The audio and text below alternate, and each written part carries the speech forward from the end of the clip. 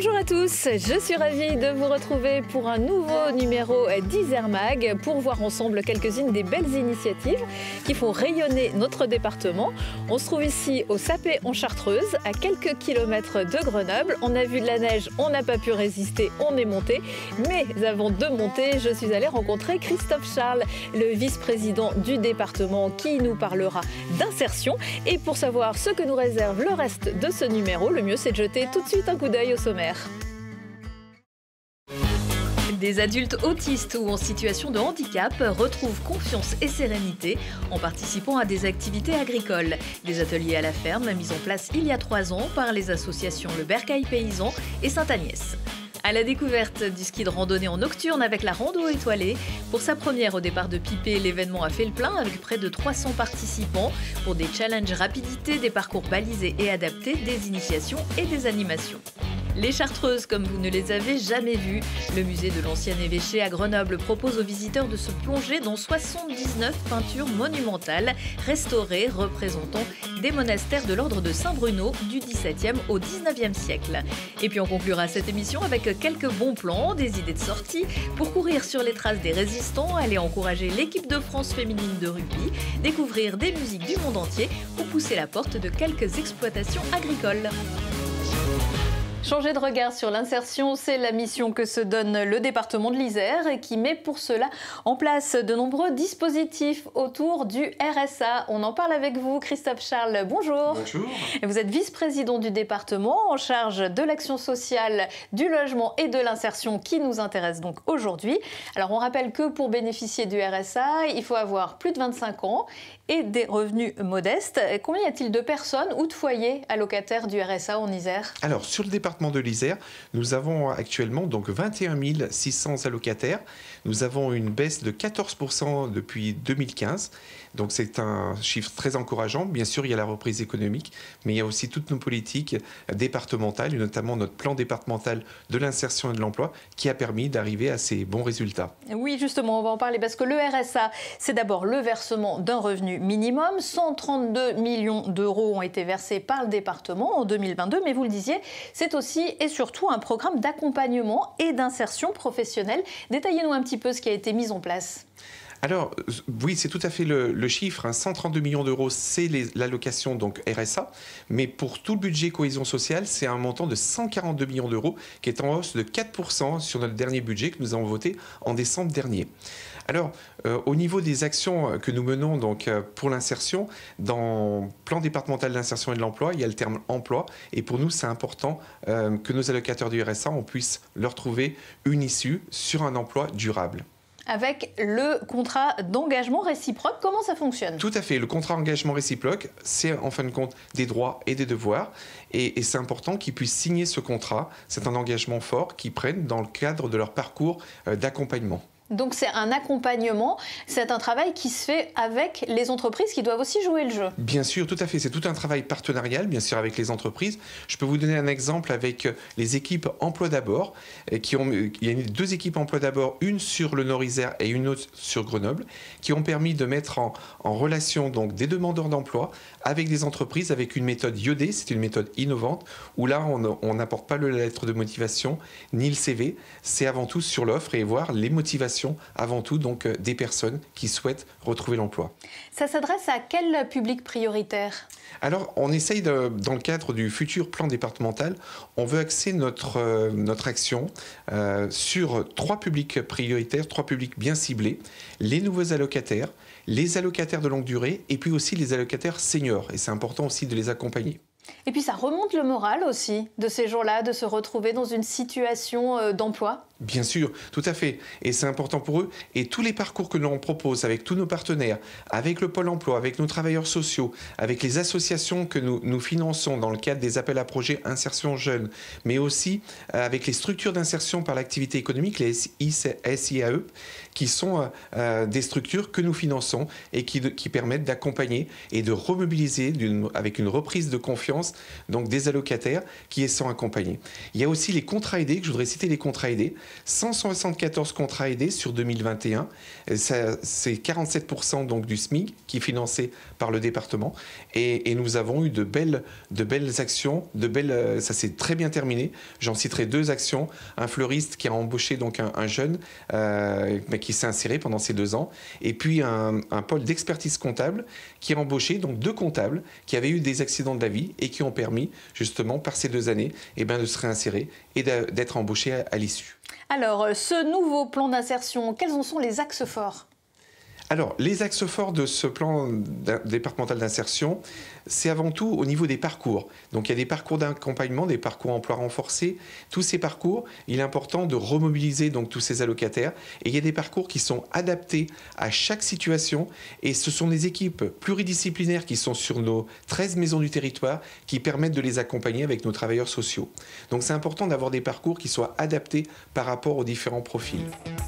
Merci beaucoup Christophe Charles. Je rappelle que vous êtes vice-président en charge notamment de l'insertion. Écoutez, je vous remercie également.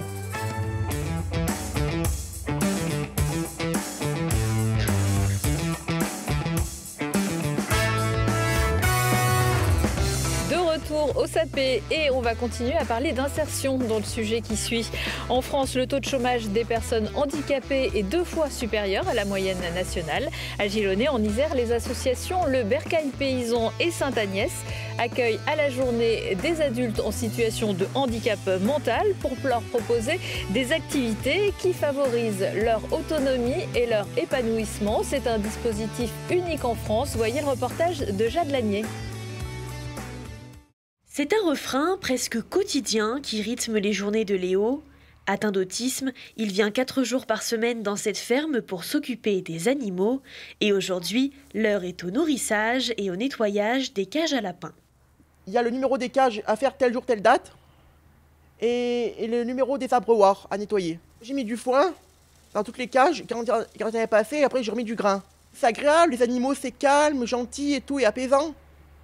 Et puis ça me détend, ça déstresse et tout quoi.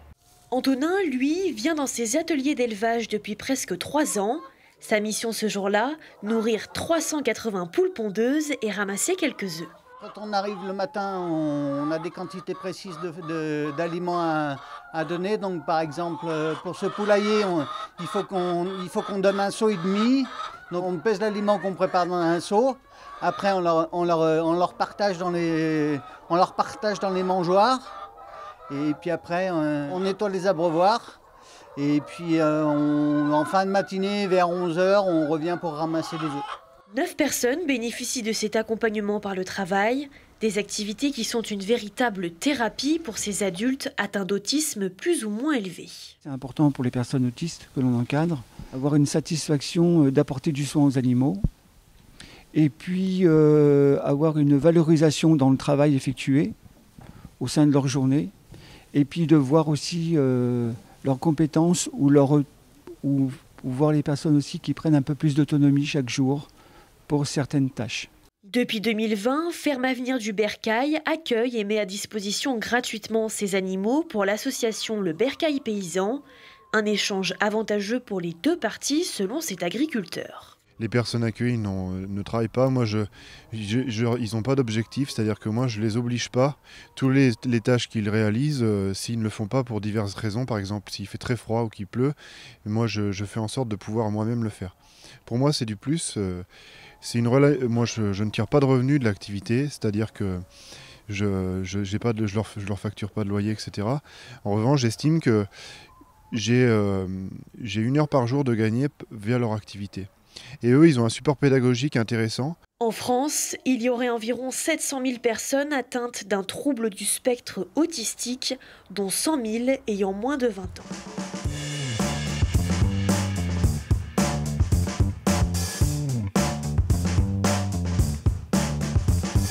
À la La clé pour certains, une validation des compétences en partenariat avec le lycée agricole de la Côte-Saint-André. Le département de l'Isère alloue chaque année 135 000 € au bercail paysan et à Sainte-Agnès pour financer ce service d'accueil de jour. De la Chartreuse, on traverse à présent la vallée du Grésivaudan et on file en Belledonne dans la station des Sept-Lots qui fête cette année son 50e anniversaire. Un domaine qui s'étend sur Prapoutel, Pipé et le Pléné avec 120 km de pistes de ski de piste et 38 km de ski de fond. Mais au-delà, le paradis des amateurs de ski alpinisme et de ski de randonnée avec 2 événements phares fin janvier, la Belle Étoile pour les skieurs confirmés et pour la première fois, la rando étoilée, une nocturne pour amateurs et débutants. À la manœuvre, le département, le Grésivaudan, les Sept-Lots et Isère Attractivité. Mirko Pesci y était aussi. Équipés de lampes frontales, de ski et de peaux de phoque, d'audacieux randonneurs se sont lancés sur la première édition de la rando étoilée. Une balade pour le moins atypique qui a séduit quelques centaines de personnes. Des guides de haute montagne ont mis sur la voie quelques débutants. Donc aujourd'hui, c'est une journée découverte de ski de randonnée. Il y a des initiations pour des gens qui n'ont jamais fait le ski de randonnée.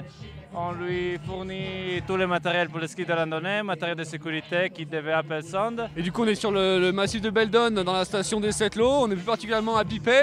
Et là, ce soir, on voit tout juste Roche Noire qui vient de sortir des nuages. Et du coup, je pense qu'on va aller se balader au pied de Roche Noire, vu que c'est une initiation. Tous les niveaux étaient invités à participer. J'en ai fait quelques fois, mais jamais en nocturne.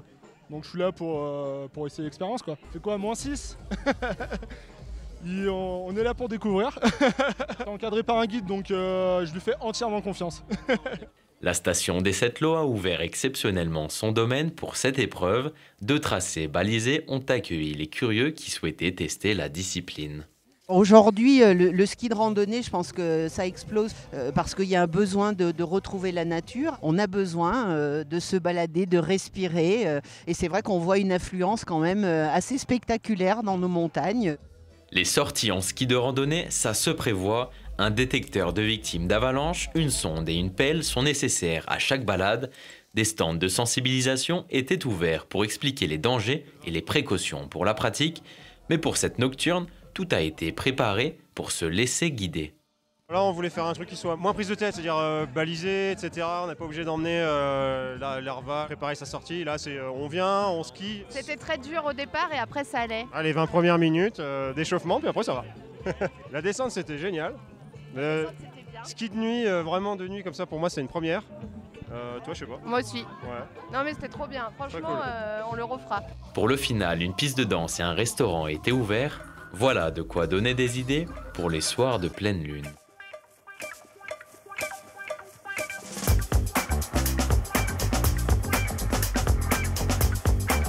Pour savoir comment découvrir gratuitement les sports de nature en Isère, il existe un site et une application, Isère Outdoor. Rendez-vous dans la catégorie animation sportive. Et pour certains d'entre nous, la Chartreuse, c'est surtout un massif ou une liqueur, mais c'est aussi le bâtiment qui abrite les moines chartreux. Si la maison mère se trouve à quelques kilomètres d'ici, à Saint-Pierre-de-Chartreuse, l'ordre de Saint-Bruno s'est installé bien ailleurs dans d'autres endroits en France et en Europe. Le musée de l'ancien évêché à Grenoble présente en ce moment une exposition consacrée aux cartes de Chartreuse, un peu plus des sortes de plans, comme va nous l'expliquer Charlotte Faulkner. L'exposition Chartreuse dans le silence et la solitude présente au public 31 cartes de Chartreuse. Ce sont des représentations peintes de monastères de l'ordre des Chartreux, des représentations dites en vue cavalière, c'est-à-dire vue du dessus.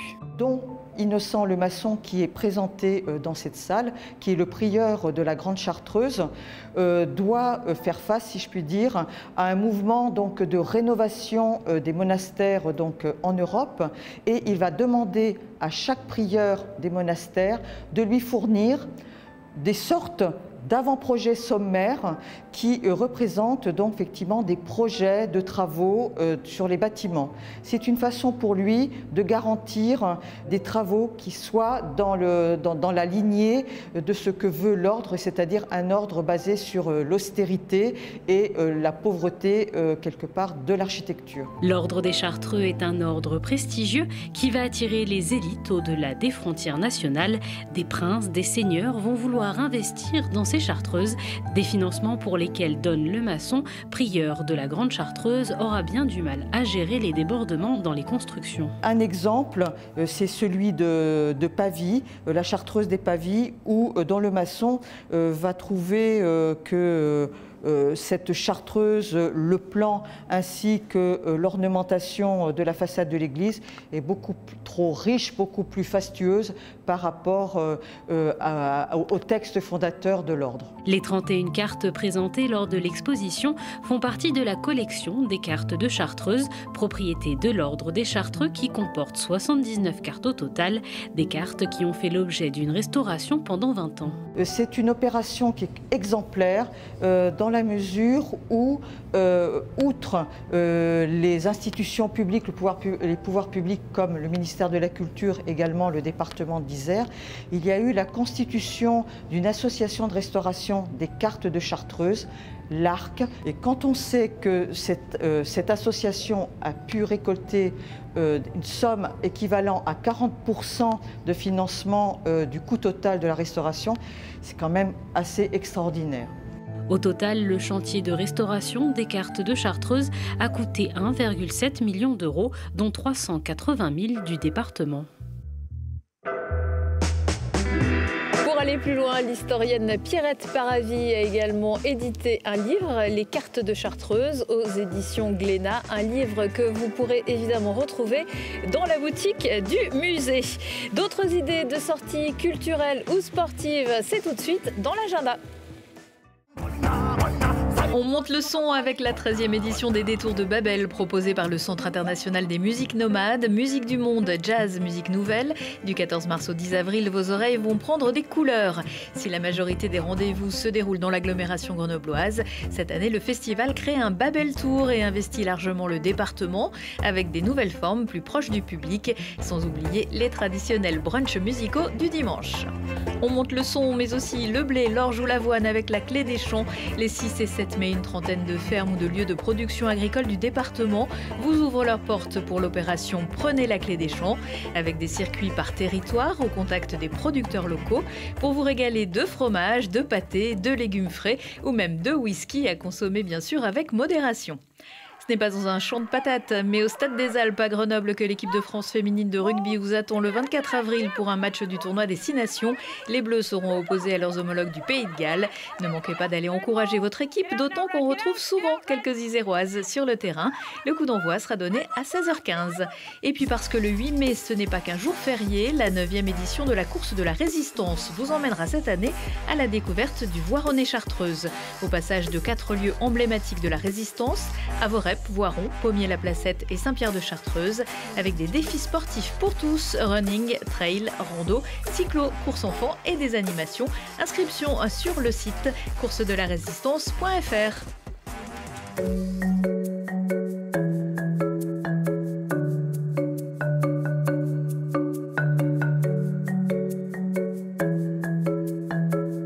Je dois vous avouer qu'il commence à faire un petit peu froid, alors on est rentré se réchauffer. C'est ainsi que s'achève ce numéro d'Isère Mag. Retrouvez plus d'infos dans le magazine papier et sur le site isermag.fr. Profitez bien de ce bel hiver et à très bientôt.